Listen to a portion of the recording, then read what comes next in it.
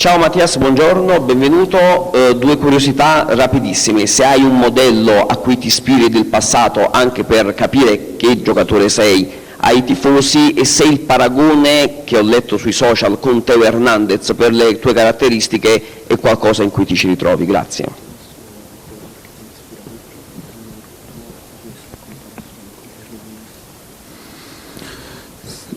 Sinceramente ahora mismo no, siempre me ha gustado Martín Cáceres, bueno, que ha jugado muchos años aquí en la Liga Italiana, y con respecto a lo de Hernández, lo tengo visto, sé que es un jugador bueno, que muy fuerte, tiene algunas características parecidas a mí con el tema de ir al ataque y eso, pero no, sinceramente no.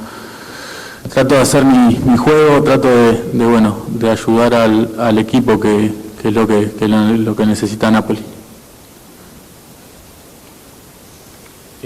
Sinceramente la prima persona che mi viene in mente è Martín Cáceres, che tra l'altro ha giocato parecchi anni in Italia. Per quanto invece riguarda Hernandez, lui è un giocatore sicuramente molto forte, che condivide con me molti dei suoi tratti più offensivi. In ogni caso siamo pronti per giocare.